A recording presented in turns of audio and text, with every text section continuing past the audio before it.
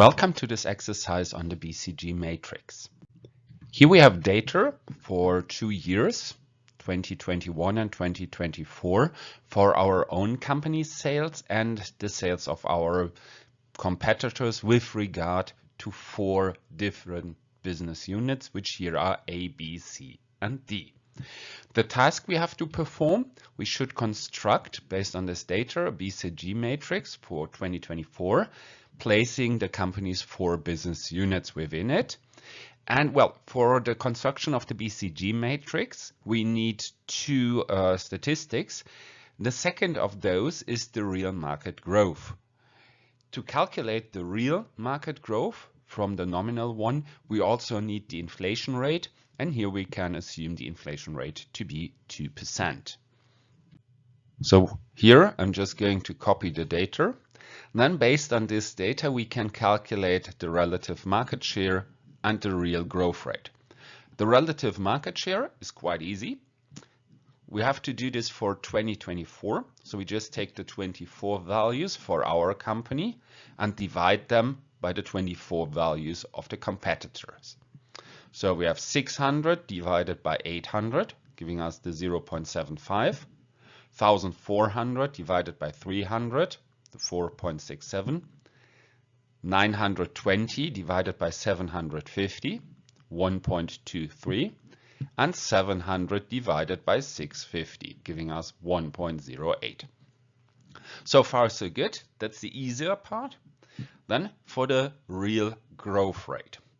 So the first thing we have to do is actually calculate the nominal growth rate. The nominal growth rate we get by taking first the sum of the 24 sales, so the overall market sales in 24, so our sales plus the sales of the competitors, divided by the 21 sales of the whole market, so divided by 400 plus 700. So those 2 added, divided by those 2 added. So in this case, 1,400 divided by 1,100. This is actually the growth factor for 21 to 24. But we want to have this on an annual basis. So for this, we're going to take the third root out of this. That's like a geometric mean or average. So in this case, 1,400 by 1,100, third root. It's a growth factor, so we go -1. And then we have the nominal growth rate.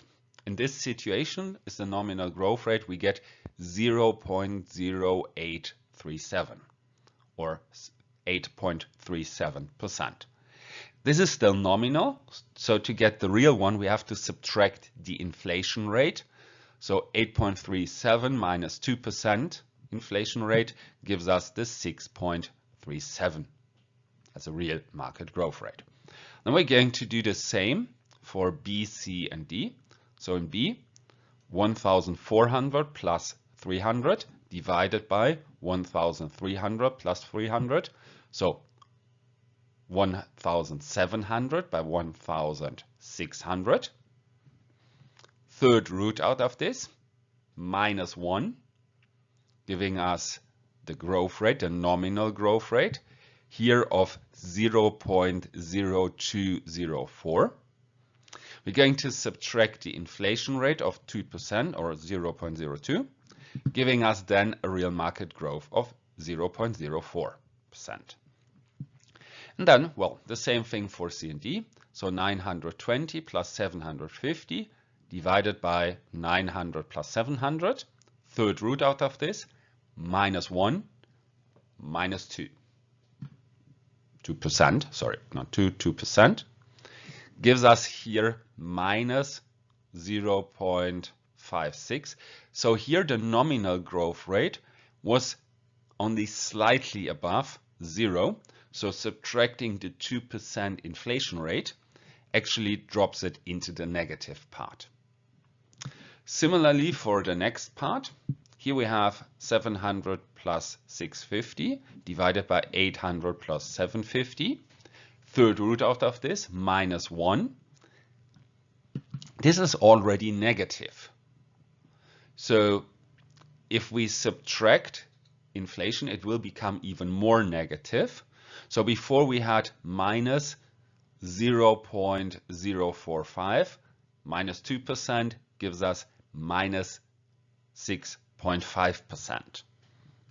Well, that's then how we calculate the real growth rate.